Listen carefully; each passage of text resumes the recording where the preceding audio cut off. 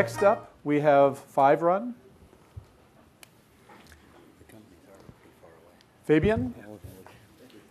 Great to have you. So you got 6 minutes to wow us. Okay. All right? Fantastic.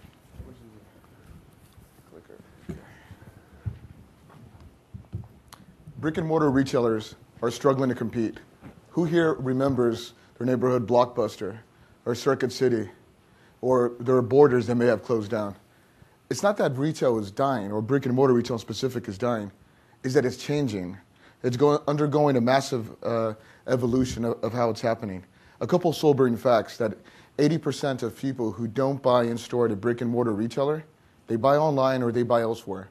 And it's not that human beings all of a sudden we become antisocial and we don't want to leave our houses, but rather it's that the online experience brings additional self-service capabilities, being able to view additional data, product variations to help us make a purchase decision. That's lacking in the in-store brick and mortar category. In other words, large players or brick and mortar retailers have zero visibility within that area. That's why you have players such as Macy's, Sephora, All Saints, JCPenney's, and a long line of other retailers that are spending millions to try to solve this problem. That's great if you're a billion-dollar retailer in terms of revenue, but what about the other 99% that are out there in the world? That's where we come into. Our solution provides a deep, engaging platform that's used in-store as a product display device. So the value that this provides to the consumer is bringing that online experience inside the brick and mortar store so they could actually have better data, better product variations to make a purchase decision. And then the retailer itself is able to provide their customers a social connection or method of engaging with that product in store, which is when it matters. How does this work? Well, the best way is to actually talk about one of our customers. It's a East Coast-based furniture retailer. Prior to Fiverun, like most furniture retailers, they have a limited amount of display space and they had their products mounted right there. And then next to it, they had some product material about it. The problem is when you walk in there and you looked at a red sofa, the only data and analytics they had was the salesperson to say, "Hey, John, I think we should perhaps have more of these red sofas there. I see many people are asking about it." That doesn't scale. It's just not useful. With the Fiverun solution now, they were able to add all of their products into it, have an engaging in-store platform to be able to display them. And more importantly now, they gain valuable intelligence and actionable data that they could actually use to make better merchandising decisions, both by store, by aisle, and by product, which in turn, at the end of the day, affects their bottom line positively towards increased sales. Our target market opportunity is a small and medium retailer globally. In specific, we're actually focused on those that market high-value, complex products such as furniture, automotive, motorcycles, boats, and so on. Our revenue model is based upon the freemium model. It's free to get started, and there's 2 monthly subscription pricing tiers, priced at $19 per device per month and at $49.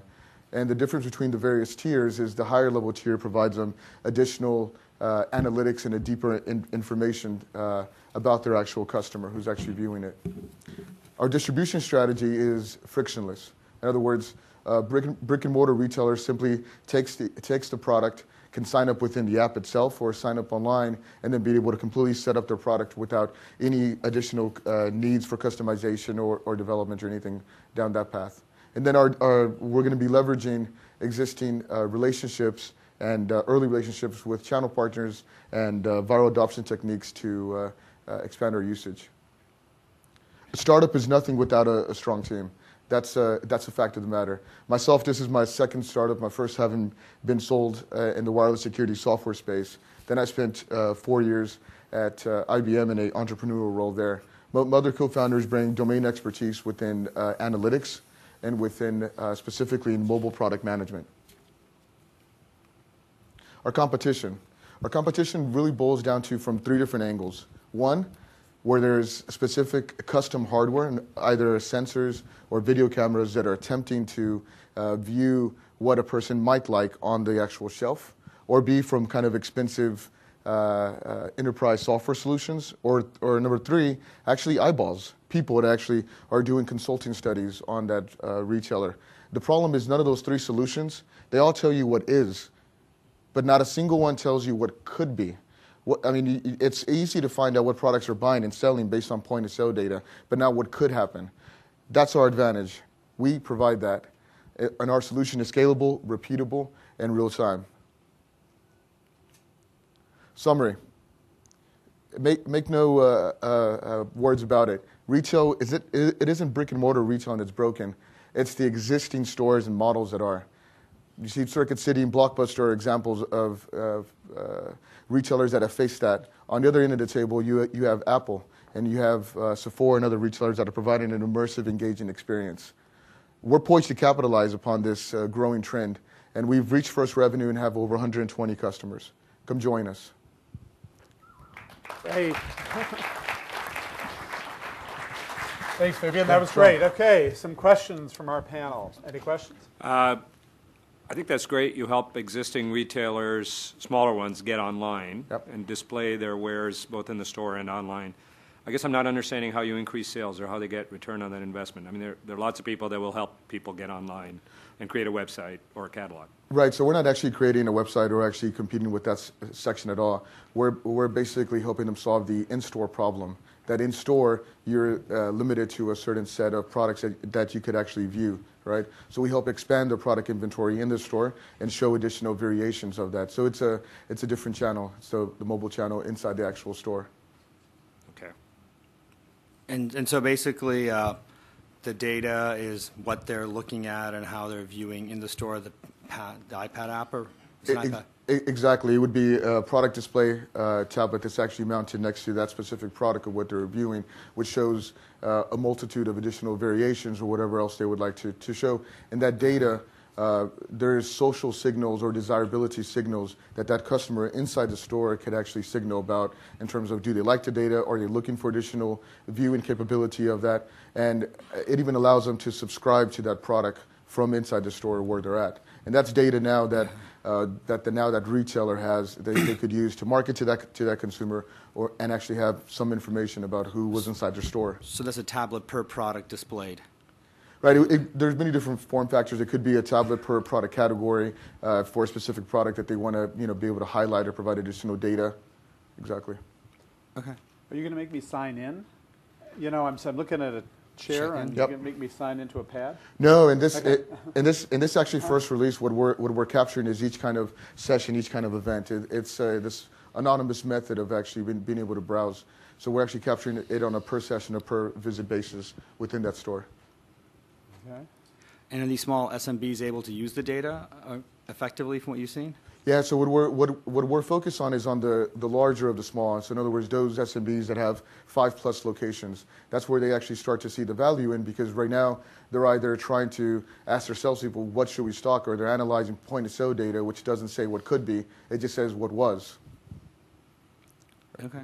And what could be is based on customers looking at something and kind of showing their likes. Exactly.